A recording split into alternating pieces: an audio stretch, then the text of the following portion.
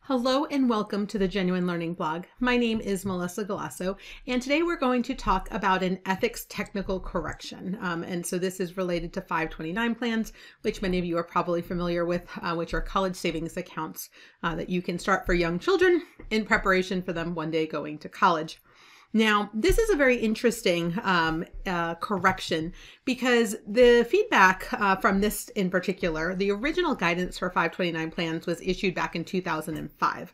And the basic conclusion that they have is that if you're a covered member and you are an account owner, meaning that you're the owner on that 529 plan, you have a direct financial interest in the plan and the underlying investments. And so that was decided back in 2005 when 529 plans were relatively new. My daughter was born just a couple of years after that, and we went through the process of investing.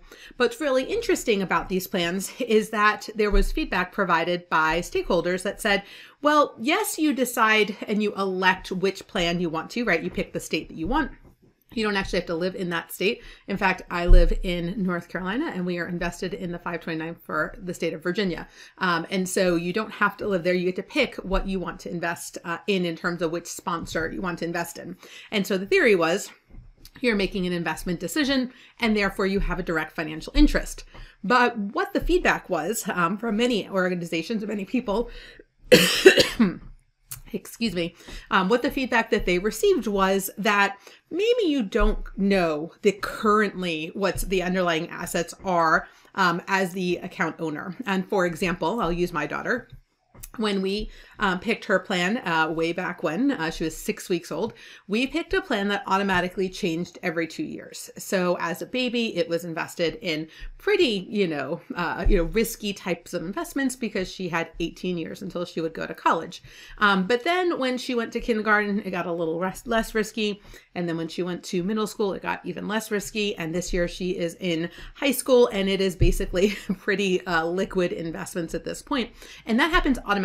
We don't have to do anything. Every 2 years, the plan automatically updates because of her change in age to a more and more reasonable investment platform. And so people said, well, we don't necessarily make those decisions. That happens naturally as part of the plan process.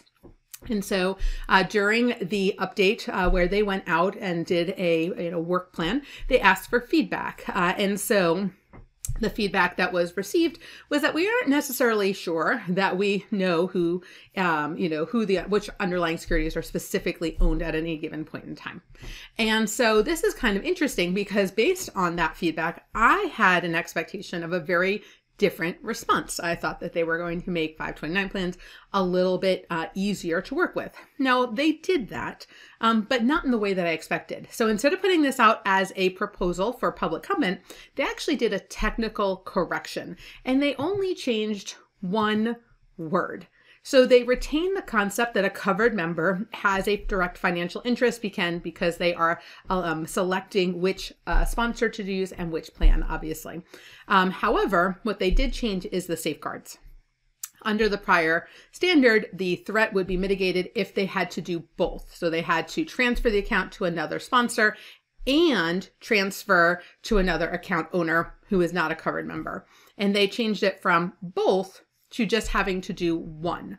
I don't know if this really addresses at the end of the day the issues that people had with this, which is, again, I might not even know. And so this does require a little bit of investigation still.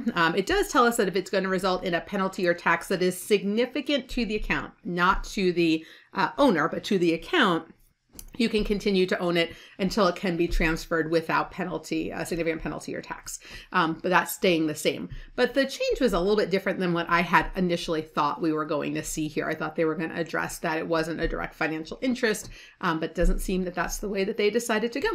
So a little bit of update on the ethics interpretation related to these 529 plans.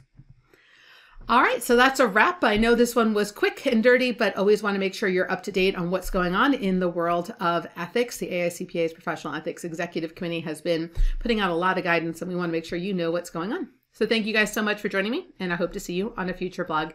Have a great day, guys. Bye-bye.